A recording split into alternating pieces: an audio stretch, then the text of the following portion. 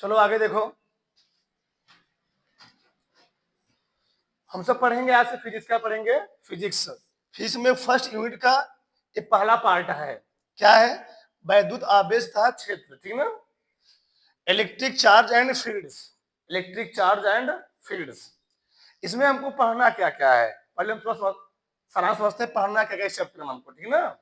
ठीक, हमको पहला पढ़ना है वैद्युत आवेश, यानी आवेश क्या होता है, आवेश की खोज कैसे हुई, आवेश के कितने प्रकार होते हैं, आवेश का गुण क्या होता है। ठीक, तो हम लोग यहाँ पूरा पढ़ेंगे चार्ज के बारे में, विस्तार से पढ़ेंगे आवेश होता क्या है, आवेश के प्रकार कितने होते हैं, आवेश के गुण क्या होते हैं, ये सब पढ़ेंगे। फिर आगे पढ़ेंगे आवेश का सिद्धांत, किसी पदार्थ पर किसी वस्तु पर आवेश कैसे आता है, चार्ज कैसे डेवलपमेंट होता है, ठीक ना। फिर आगे पढ़ेंगे आवेशन की प्रक्रिया, क्या पढ़ेंगे, आवेशन की प्रक्रिया, किसी पदार्थ को कैसे आवेशित किया जाता है। ठीक, तो आवेशन प्रक्रिया हम लोग पढ़ेंगे, तीन पार्ट पढ़ेंगे। पहला होता है घर्षण द्वारा, मतलब किसी पदार्थ को हम लोग फ्रिक्शन से क्या कर सकते हैं, उसको आवेशित कर सकते हैं। फिर प्रेरण द्वारा, फिर चलन द्वारा। ठीक, तो ये आवेशन तीन प्रक्रिया होती है। आगे है आवेशों के बीच कार्य करने वाला बल, आवेशों के बीच में कौन सा बल कार्य करता है, ये पढ़ेंगे आगे। अगला है विद्युत क्षेत्र क्या होता है, विद्युत क्षेत्र किसी स्थान पर कोई पदार्थ रखा हो तो वह अपने चारों तरफ कितना विद्युत क्षेत्र क्रिएट करता है। विद्युत क्षेत्र रेखाएं क्या होती हैं, इलेक्ट्रिक फील्ड लाइन क्या होती है, विद्युत फ्लक्स क्या होता है, वैद्युत ध्रुव क्या होता है, वैद्युत ध्रुव पर कितना बल कार्य करता है। आगे वैद्युत क्षेत्र तीव्रता क्या होती है। ठीक, अच्छी था निरक्षित स्थिति में तीव्रता क्या होती है, ये सब हम लोग मोटा मोटा इस चैप्टर में पढ़ने वाले हैं, समझा ना। तो हम लोग पहला पढ़ेंगे वैद्युत आवेश, तो हेडिंग डाल दो वैद्युत आवेश, वैद्युत आवेश, वैद्युत आवेश, वैद्युत आवेश। ठीक, इलेक्ट्रिक चार्ज, इलेक्ट्रिक चार्ज। ठीक, इलेक्ट्रिक चार्ज। देखो सर, इलेक्ट्रिक चार्ज होता क्या है, समझो ध्यान से। किसी पदार्थ का वह मौलिक गुण जिसके कारण वह विद्युत तथा चुंबकीय प्रभाव का अनुभव करता है। ठीक, उसको हम लोग कहते क्या है, विद्युत आवेश कहते हैं। चाहे हम बोले विद्युत आवेश, चाहे बोले वैद्युत आवेश, कोई डिफरेंस नहीं है, ये समझ लेना। बार बार हम कहीं बोलेंगे विद्युत, कहीं बोलेंगे वैद्युत, ये होता क्यों आगे समझाया जाए पूरा। तो किसी पदार्थ का वह मौलिक गुण जिसके कारण वह पदार्थ विद्युत तथा चुंबकीय प्रभाव क्या करता है, अनुभव करता है, उसको हम सब कहते क्या है, वैद्युत आवेश कहते हैं। पहले हम लोग तो लिखते हैं, फिर आगे बात करते हैं। तो लिखो उसमें, फिर आगे चलते हैं आराम से, आराम आराम से पढ़ेंगे पूरा। किसी किसी पदार्थ का, किसी पदार्थ का वह मौलिक गुण, किसी पदार्थ का वह मौलिक गुण जिसके कारण वह, जिसके कारण वह विद्युत तथा चुंबकीय प्रभाव का अनुभव करता है, चुंबकीय प्रभाव का अनुभव करता है, वैद्युत आवेश कहलाता है। वैद्युत आवेश कहलाता है, वैद्युत आवेश कहलाता है। बात समझ में आई, मैंने क्या लिखा, किसी पदार्थ का वह गुण जिसके कारण वह विद्युत तथा चुंबकीय प्रभाव क्या करता है, अनुभव करता है, उसको हम लोग कहते क्या है, वैद्युत आवेश। उसमें लिखो इसे, इसे कैपिटल क्यू या स्मॉल क्यू से प्रदर्शित करते हैं, प्रदर्शित करते हैं। यह एक अदिश राशि है, यह एक अदिश राशि है, यह एक अदिश राशि है। बात समझ में आई? मैंने क्या लिखा? किसी पदार्थ का वह मौलिक गुण जिसके कारण वह विद्युत तथा चुंबकीय प्रभाव का अनुभव करता है विद्युत आवेश कहलाता है। इसे क्यू या क्यू से प्रदर्शित करते हैं, कैपिटल क्यू या स्मॉल क्यू से प्रदर्शित करते हैं। यह एक अदिश राशि है, मतलब इसमें कोई दिशा होती नहीं है। जब हम बोल दें कोई पदार्थ आवेशित है तो वह उत्तर की दिशा में, मान लो मैंने बोल दिया वह व्यक्ति या कोई पदार्थ है, मान लो मैंने बोल दिया वह व्यक्ति पूर्व दिशा में इतना कूलाम से आवेशित है, सही है? नहीं सही है। मतलब यदि ये सदिश राशि होती हमको वहां दिशा बताने की जरूरत पड़ती। जैसे हम बोलते हैं कि किसी पदार्थ पर अगर फोर्स लगा हो तो हम बोल सकते हैं इस पदार्थ पर 10 न्यूटन का बल पूर्व दिशा में लगा हुआ है, तो वहां बोलना उचित है कि हम बोल दे कि कोई पदार्थ 10 कूलाम आवेश क्या है, पूर्व दिशा की ओर क्या है, आवेशित है। ये क्या सही है? नहीं सही है। इसलिए आवेश क्या है? अदिश राशि है, इसमें कोई दिशा नहीं होती है। अब थोड़ा आगे समझो, आवेश की खोज कैसे हुई? आवेश की खोज कैसे हुई थोड़ा हम समझते हैं, फिर लिखना बाद में, पहले विस्तार समझते हैं। चलो देखो ध्यान से, तो खोज कैसे इसकी हुई थी। तो अगला हमारा हेडिंग है आवेश का खोज। ठीक, आवेश की खोज, डिस्कवरी ऑफ चार्ज, कैसे इसे खोजा गया। देखो इधर समझो, पहले हुआ क्या, 600 ईसा पूर्व में, 600 ईसा पूर्व में ग्रीस एक देश था। ग्रीस के मिलेटस शहर के, मिलेटस शहर के थेल्स ने, थेल्स एक साइंटिस्ट थे, ठीक ना, थेल्स ने अंबर नामक पदार्थ की खोज की। क्या? अंबर लिखेगा नहीं, बस समझो पहले, किसी को पिन नहीं चलना चाहिए अभी, पहले समझो। अंबर नामक पदार्थ की खोज की है, अंबर नामक पदार्थ की खोज की है, खोज की किसने? थेल्स ने। तो 600 ईसा पूर्व में ग्रीस के मिलेटस शहर के थेल्स ने, थेल्स एक साइंटिस्ट है, उन्होंने अंबर नामक पदार्थ क्या किए? खोज किए। यह अंबर नामक पदार्थ कहां पाया जाता था?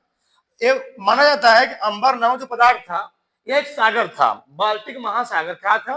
बाल्टिक महासागर। यह बाल्टिक महासागर किनारे पाया जाता था अंबर पदार्थ। कहां पर? बाल्टिक, बाल्टिक महासागर के किनारे, बाल्टिक महासागर के किनारे यह पदार्थ पाया जाता था।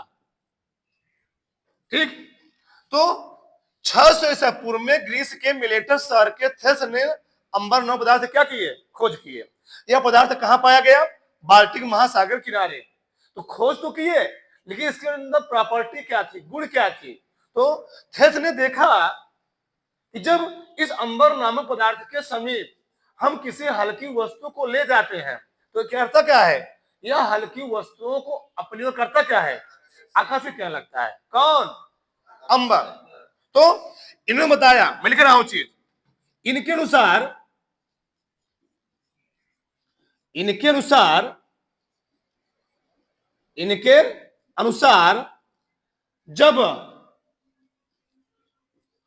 किसी, जब किसी हल्की वस्तुओं को,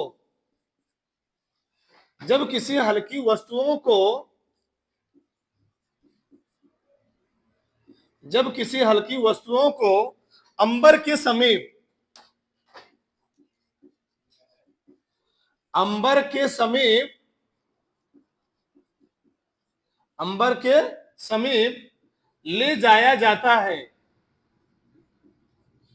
ले जाया जाता है, तो वह इन्हें, तो वह इन्हें क्या करती है? हाँ, अपनी ओर आकर्षित करने लगती है, आकर्षित करने लगती है। सुना है ना? तो क्या बोले इन्होंने? तो थेल्स ने बोला जब किसी हल्की वस्तुओं को अंबर के समीप ले जाया जाता है तो वह इन्हें अपनी ओर क्या करता है? अट्रैक्ट करने लगता है, आकर्षित करने लगता है। ठीक, ये किसने बोला? थेल्स ने बोला। किसने बोला? थेल्स ने बोला। बाद में एक साइंटिस्ट और आए, ठीक, सन 1600 ईस्वी। कब? सन 1600 ईस्वी में। 1600 ईस्वी में एक साइंटिस्ट थे। जो साइंटिस्ट थे ये ब्रिटेन की, तुम लोग सुनोगे, ब्रिटेन की महारानी एलिजाबेथ। ठीक, तो ब्रिटेन की महारानी एलिजाबेथ के चिकित्सक भी थे। क्या थे? चिकित्सक भी थे। उनका नाम था गिलबर्ट। क्या नाम था? गिलबर्ट। गिलबर्ट ने बताया, थेल्स ने क्या बोला? थेल्स ने बोला कि अंबर नामक जो पदार्थ है वह हल्की वस्तुओं को अपनी ओर अट्रैक्ट करता है, केवल अंबर नामक पदार्थ। लेकिन गिलबर्ट ने बोला अंबर के अतिरिक्त इस पृथ्वी पर बहुत सारे पदार्थ हैं, अंबर के अतिरिक्त इस पृथ्वी पर बहुत सारे पदार्थ हैं जो जब हम उन्हें किसी ऊन या रेशम से रगड़ते हैं तो करते क्या है? हल्की वस्तुओं को अपनी ओर आकर्षित करने लगते हैं। तो थेल्स ने क्या बोला था? केवल अंबर ही हल्की वस्तुओं को अपनी ओर खींचेगा, आकर्षित करेगा। लेकिन गिलबर्ट ने बताया अंबर के अतिरिक्त पृथ्वी पर और सारी वस्तुएं हैं जो सभी जब उन्हें किसी रेशम या ऊन से रगड़ा जाता है तो करती क्या है? हल्की वस्तुओं को अपनी ओर अट्रैक्ट करने लगती है, खींचने लगती है। बात समझ में है ना? तो कौन थे? मिलकर आओ यहां पर, प्लीज समझना ध्यान से। तो 1600 ईस्वी में इंग्लैंड के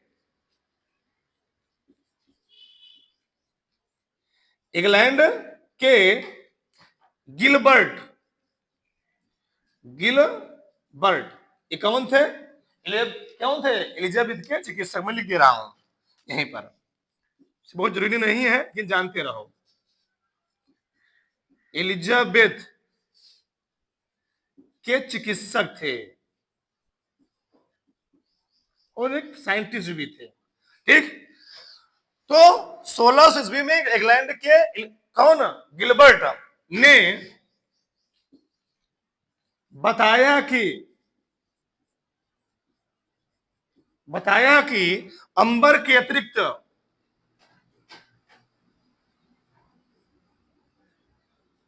अंबर के अतिरिक्त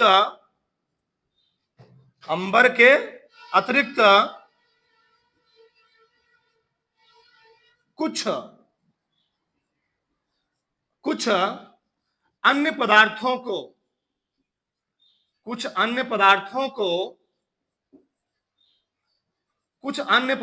को रेशम या ऊन से रगड़ने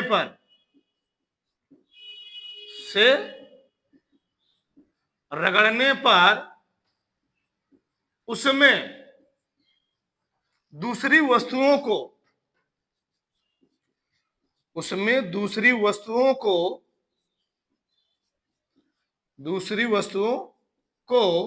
अपनी ओर आकर्षित करने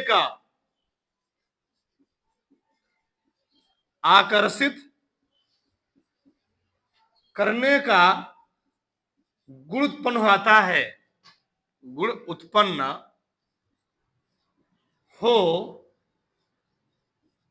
जाता है। तो क्या बोला इन्होंने? गिलबर्ट ने क्या बोला? इन्होंने बताया कि अंबर के अतिरिक्त कुछ अन्य पदार्थ भी हैं। कुछ अन्य पदार्थों को जब रेशम या ऊन से रगड़ा जाता है, रेशम क्या होता है हम लोग देखते हैं, जब हम लोग रक्षाबंधन आता है तो रक्षाबंधन जो डोरियां होती है किसकी बनी होती हैं? रेशम की बनी होती हैं। तो चाहे उससे रगड़ो चाहे ऊन से रगड़ो, ऊन का जो स्वेटर होता है, जैसे स्वेटर बने होते हैं, तो चाहे रेशम से हो चाहे किसे रगड़ो, ऊन से रगड़ो, तो रगड़ने पर होता क्या उसमें दूसरी वस्तुओं को अपनी ओर आकर्षित करने का आता है, उसमें गुरुत्व आता है। किसमें? रेशम या ऊन में भी। तो थेल्स ने क्या बोला था? केवल अंबर ही अंबर ही दूसरी वस्तुओं को अपने ओर खींचेगा, लेकिन इन्होंने बोला नहीं, अंबर के अतिरिक्त पृथ्वी पर बहुत सारी वस्तुएं हैं, जब उन्हें रेशम या ऊन से रगड़ा जाता है तो उसमें क्या होता है, उसमें ऑटोमेटिक आवेश डेवलप हो आता है, और जब हम उसे किसी हल्की वस्तुओं की ओर ले जाते हैं तो करती क्या, उन्हें अपनी ओर आकर्षित करने लगती है। जैसे ये समझो, ये मार्कर है, ये मार्कर है, इस मार्कर को हम अपने बाल से रगड़े, और बाल से रगड़ने के बाद हम कहीं जमीन पर टच कराएं तो देखोगे इस मार्कर में क्या लग जाएंगे, छोटे छोटे पार्टिकल लग जाएंगे। मार्कर अभी भी ऐसे है, तो इस अवस्था में मार्कर पर क्यों नहीं छोटे छोटे कण चिपके, क्योंकि इस अवस्था में मार्कर क्या है, उदासीन है, न्यूट्रल है। क्या है, न्यूट्रल है, इस पर कोई आवेश नहीं है, आवेश तो है कि वह उदासीन है। उदासीन कहने का मतलब यह है जितनी संख्या में इस मार्कर में अभी इलेक्ट्रॉन है उतनी संख्या में क्या है, प्रोटॉन है। अगर कोई पदार्थ, कोई वस्तु धरती की न्यूट्रल है, उदासीन है, इसका मतलब उस पदार्थ के अंदर जितनी संख्या में इलेक्ट्रॉन उतनी संख्या में क्या है, प्रोटॉन है। तो ये मार्कर अभी न्यूट्रल है यानी उदासीन है। जैसे इस मार्कर को मैंने बाल से रगड़ा तो बाल से रगड़ने पर कुछ इलेक्ट्रॉन मार्कर से बाल में गए या कुछ इलेक्ट्रॉन बाल से कहां गए, मार्कर में गए, इससे कण क्या हुआ, ये मार्कर चार्ज हो गया।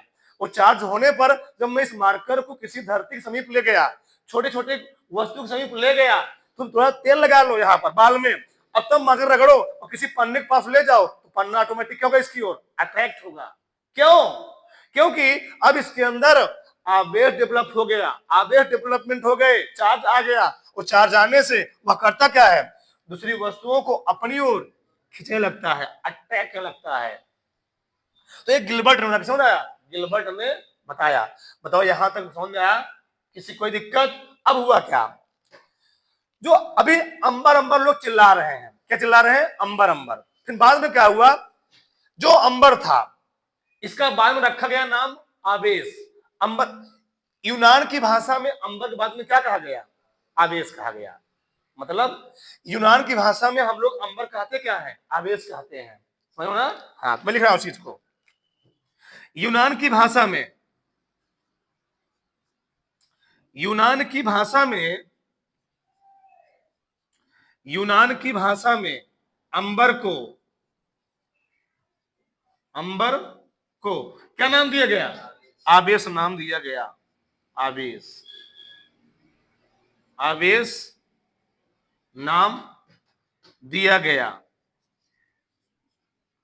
दिया गया। तो यूनानी भाषा हम लोग अंबर कहते क्या है, आवेश कहते हैं। बाद में एक साइंटिस्ट थे फ्रैंक, कौन, फ्रैंकलिन। तो फ्रैंकलिन ने आवेश की क्या किए, खोज किए। तो आवेश खोज किसने किया था, फ्रैंकलिन ने। मैं लिख रहा हूं यहां पर, ठीक। 1752 ईस्वी में, 1752 ईस्वी में, ईस्वी में बेंजामिन फ्रैंकलिन ने, बेंजामिन फ्रैंकलिन ने, फ्रैंकलिन ने आवेश, आवेश की खोज किए, खोज किए। बताओ यहां तक भी जो पढ़ाया गया समझ में आया, ठीक। तो 1752 ईस्वी में बेंजामिन फ्रैंकलिन ने क्या किया, आवेश की खोज किया। इन्होंने बताया आवेश होते हैं दो प्रकार, कितने प्रकार होते हैं, दो प्रकार के। पहले इतना लिखो, फिर आगे हम बताते हैं विस्तार से, फिर समझाते हैं बाद में, ठीक है ना। उधर पहले इतना, ठीक। देखो इधर, तो यहां तक किसी को डाउट नहीं ना, इसको क्या बोला गया, यूनान की भाषा में अंबर क्या नाम दिया गया, आवेश। आवेश को हम लोग कहते हैं इलेक्ट्रॉन, क्या बोलते हैं, इलेक्ट्रॉन, ध्यान रखना।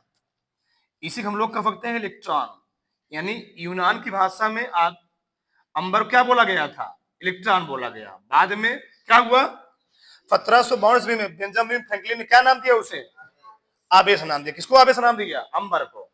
स्टार्टिंग में मतलब यूनान के लोगों ने क्या किया, अंबर क्या बोला, इलेक्ट्रॉन बोला। बाद में बेंजामिन फ्रैंकलिन ने अंबर क्या नाम दे दिया, आवेश नाम दे दिया। अब हम लोग क्या पढ़ेंगे, आवेश के प्रकार, क्या समझ में आया ना, ठीक। आगे देखो इधर, चलो आगे हम लोग पढ़ेंगे आवेश के प्रकार। क्या पढ़ेंगे, आवेश के प्रकार।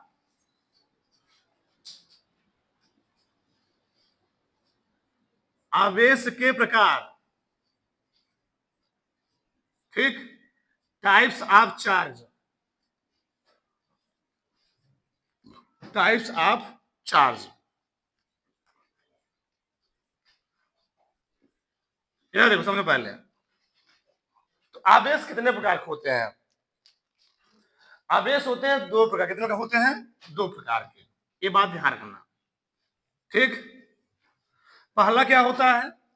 पहला होता है धनावेश। क्या होता है? धनावेश। धनावेश यानी पॉजिटिव चार्ज, पॉजिटिव चार्ज, ठीक। तो धनावेश क्या होता है थोड़ा समझते हैं। यहां पर लिखना नहीं, पहले समझो ध्यान से, लिखना बाद में। देखो जरा समझो, मान लो यह सोडियम, ये क्या है? सोडियम। थोड़ा हम चलते केमिस्ट्री में, ठीक ना। सोडियम, सोडियम का हम सब जानते हैं जो परमाणु क्रमांक होता है 11 होता है, ठीक। इलेक्ट्रॉनिक कॉन्फ़िगरेशन क्या होगा? 2 8 1 होता है, ठीक। जब सोडियम करता क्या है? यह अपने बाहरी कक्षक से एक इलेक्ट्रॉन निकालने का प्रयास करता है, ठीक। अपने बाहरी कक्षक से एक इलेक्ट्रॉन निकाल करके यह अस्थायी होना चाहता है। जब ये अपने बाहरी कक्षक से एक इलेक्ट्रॉन निकाल देगा, इस पर कौन चार्ज आएगा? प्लस चार्ज आएगा। अब बताओ, प्लस चार्ज मतलब ये हो गया अब इससे एक इलेक्ट्रॉन निकल चुके हैं, इससे एक इलेक्ट्रॉन निकल चुके हैं, यानी इसके द्रव्यमान में कुछ कमी आ गई है, ठीक। पहले मानो द्रव्यमान कुछ था, अब द्रव्यमान क्या हो गया? कुछ हो गया। मतलब इस सोडियम से एक इलेक्ट्रॉन बाहर निकल गए। तो किसी पदार्थ पर धनावेश कब आता है? धन आवेश कब आता है? पॉजिटिव चार्ज कब आता है? जब किसी परमाणु से या जब किसी पदार्थ से इलेक्ट्रॉन बाहर निकल जाते हैं, उस परमाणु पर या उस पदार्थ पर कौन सा आवेश आता है? धनावेश आता है। यानी इलेक्ट्रॉनों का निकलना है क्या कहलाता है? धनावेश कहलाता है। अब इससे होगा क्या? जब भी, दो बार हम बोल रहे हैं, जब भी किसी पदार्थ से, जब भी किसी परमाणु से, ठीक, जब भी किसी पदार्थ से, जब भी किसी परमाणु से इलेक्ट्रॉन बाहर निकलेंगे, इलेक्ट्रॉन का त्याग होगा। मैं लिख रहा हूं, इलेक्ट्रॉन का त्याग होगा। तो धनावेश भी होता है इलेक्ट्रॉन को त्यागना, ये इलेक्ट्रॉन का त्याग, इलेक्ट्रॉन का त्याग। तो अगर किसी पदार्थ से, अगर किसी परमाणु से इलेक्ट्रॉन का त्याग हो रहा है, उसके द्रव्यमान में क्या आती है? कमी आती है। बस ध्यान रखना, ये प्रश्न पूछा जाता है। अगर किसी पदार्थ से या किसी परमाणु से इलेक्ट्रॉन का त्याग होता है, इलेक्ट्रॉन उसके कक्षक से निकलते हैं, तो उस परमाणु का, उस पदार्थ का द्रव्यमान क्या होता है? कम होता है। द्रव्यमान में क्या आती है? द्रव्यमान में कमी आती है। बात ध्यान रखना। तो द्रव्यमान में कमी आएगी। क्या आएगी? कमी आएगी। द्रव्यमान में कमी आएगी, द्रव्यमान में कमी आएगी, कमी, उसका द्रव्यमान कम क्या होगा? कम हो जाएगा, ठीक। मतलब किसी पदार्थ या परमाणु से इलेक्ट्रॉन का त्याग होने पर उस परमाणु पर कौन सा आवेश आता है? धनावेश आता है, ठीक। मैं लिख दूं यहां पर, ठीक, तो मैं लिख दे रहा हूं छोटा सा। किसी परमाणु, किसी परमाणु या पदार्थ पर, किसी परमाणु या पदार्थ पर, किसी परमाणु या पदार्थ से इलेक्ट्रॉन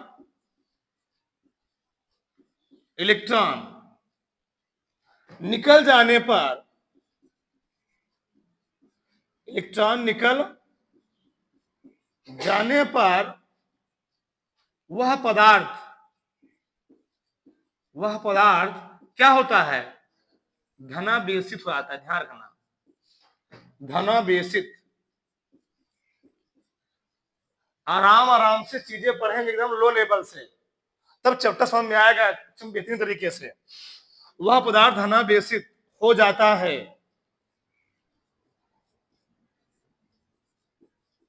वह पदार्थ धनावेशित हो जाता है। तो किसी परमाणु या पदार्थ से इलेक्ट्रॉन निकल जाने पर उस पदार्थ क्या होता है? धनावेशित हो जाता है। और ध्यान रखना धनावेशित में आता कौन है, कौन सा परमाणु आता है, सब नाम जानते हो, प्रोटॉन। क्या आता है, प्रोटॉन। तो प्रोटॉन पर कौन चार्ज होता है, पॉजिटिव चार्ज होता है, इसमें आता है प्रोटॉन। मैं लिख रहा हूं चीज को, प्रोटॉन। ठीक, बात समझ में आई। तो प्रोटॉन कैसा होता है, धनावेशित। प्रोटॉन पर कौन चार्ज होता है, पॉजिटिव चार्ज होता है। तो समझ में आई। अब पॉजिटिव चार्ज होता कितना है, प्रश्न उठता है प्रोटॉन पर कितना पॉजिटिव चार्ज होता है। तो प्रोटॉन पर प्लस 1.6 गुणे 10 घाते माइनस क्या, 10 घाते माइनस 19 कूलाम क्या होता है, आवेश होता है, धनावेश होता है। समझ ना, बताओ धनावेश समझा, किसी कोई डाउट। जब किसी पदार्थ से, किसी परमाणु से इलेक्ट्रॉन क्या होता है, त्याग होता है, तो पदार्थ क्या होता है, वह पदार्थ धनावेशित होता है, यानी उसके द्रव्यमान में क्या आ चुकी है, उसके द्रव्यमान में कमी आ चुकी है। अगर किसी परमाणु से, किसी पदार्थ से इलेक्ट्रॉन निकल गए हैं, इसका मतलब वह पदार्थ उस पदार्थ के द्रव्यमान में, उस पदार्थ के भार में, ये बात ध्यान रखना, कहीं के द्रव्यमान ना तो क्या दिया रहेगा, भार दिया रहेगा। उस पदार्थ का, उस परमाणु का द्रव्यमान यानी भार क्या हो जाएगा, घट जाएगा। ये बात ध्यान रखना। आगे अभी लिखना मत, पहले समझो, पहले लिखने के लिए टाइम दिया जाएगा, पहले समझो। दूसरा, दूसरा है ऋणावेशित। ऋणावेश, ऋणावेश negative charge, negative charge, negative charge, negative charge. ये क्या है, जैसे ये मान लो है क्लोरीन, ये क्लोरीन है। क्लोरीन मान लो एक इलेक्ट्रॉन ग्रहण किया, एक्सेप्ट किया, ठीक, एक्सेप्टर है। एक डोनर होता है, क्या होता है, एक्सेप्टर होता है। तो मान लो क्लोरीन परमाणु एक इलेक्ट्रॉन ग्रहण किया और एक इलेक्ट्रॉन ग्रहण करके इस पर कौन चार्ज आ गया, नेगेटिव चार्ज आ गया। पहले क्लोरीन परमाणु का जो इलेक्ट्रॉनिक विन्यास था, इलेक्ट्रॉनिक कॉन्फ़िगरेशन था, वह था 2 8 7 था। लेकिन जब यह किसी अन्य परमाणु से इलेक्ट्रॉन ग्रहण कर लिया, अब क्या हो गया इसका इलेक्ट्रॉनिक विन्यास, 2 8 8 हो गया। इसमें क्या हो रहा था, इसमें पहले 2 8 1 था, अब क्या हुआ, 2 8 हुआ, घटक बढ़ा घटा। इसमें 2 8 7 था, इसमें क्या हुआ, 2 8 8 हुआ, बढ़ा घटा। इससे निष्कर्ष ये निकल रहा है, अगर किसी पदार्थ पर, किसी परमाणु पर कोई परमाणु इलेक्ट्रॉन क्या कर रहा है, ग्रहण कर रहा है, उसके द्रव्यमान में कमी नहीं आएगी, उसके द्रव्यमान में क्या होगी, वृद्धि होगी। ये बात ध्यान रखना, यानी यहां पर इलेक्ट्रॉन का त्याग नहीं होगा, यहां पर क्या होगा, इलेक्ट्रॉन को ग्रहण किया जाएगा, इलेक्ट्रॉन का ग्रहण, इलेक्ट्रॉन को ग्रहण किया जाएगा। बस में जब इलेक्ट्रॉन को ग्रहण किया जाएगा, जब भी किसी परमाणु पदार्थ द्वारा इलेक्ट्रॉन को ग्रहण किया जाएगा, उस परमाणु पर यानी उस पदार्थ पर क्या आएगा, उसके द्रव्यमान में यानी भार में क्या होगी, उसके द्रव्यमान में वृद्धि होगी, वृद्धि, वृद्धि। ये हम कहते हैं भार में, उसके वेट में, उसके मास में क्या होगी, वृद्धि होगी। ये बात समझ में आ रही है, किसी कोई डाउट तो मैं लिखूं, ठीक। तो मैं क्या लिखूंगा, किसी परमाणु पदार्थ से इलेक्ट्रॉन को ग्रहण करने, वह पदार्थ क्या होता है, ऋणावेशित होता है। ये बात ध्यान रखना। तो किसी परमाणु पदार्थ द्वारा, किसी परमाणु, किसी परमाणु या पदार्थ द्वारा, किसी परमाणु या पदार्थ द्वारा इलेक्ट्रॉन, किसी परमाणु या पदार्थ द्वारा इलेक्ट्रॉन, इलेक्ट्रॉन ग्रहण, इलेक्ट्रॉन ग्रहण किए जाने पर, इलेक्ट्रॉन ग्रहण किए जाने पर वह पदार्थ, वह पदार्थ क्या होता है, ऋणावेशित हो जाता है, ऋणावेशित हो जाता है,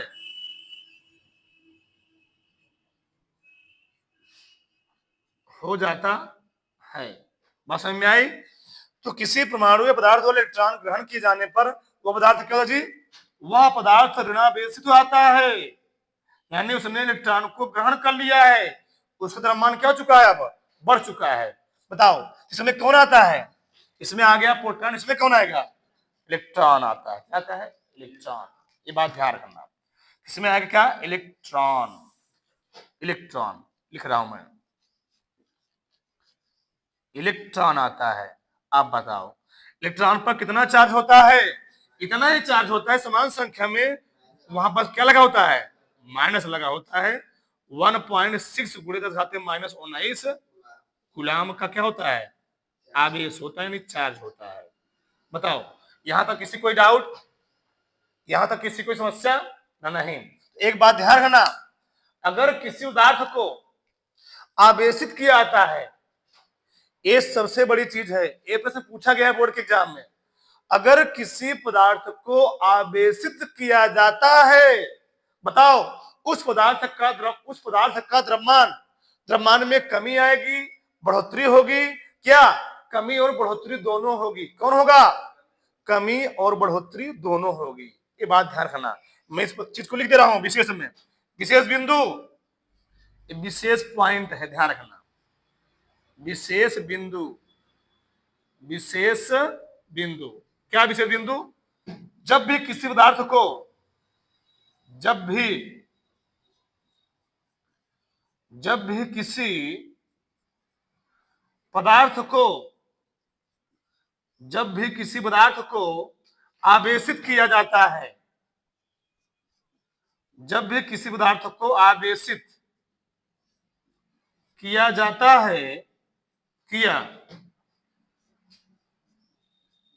जब भी किसी पदार्थ को आवेशित किया जाता है तो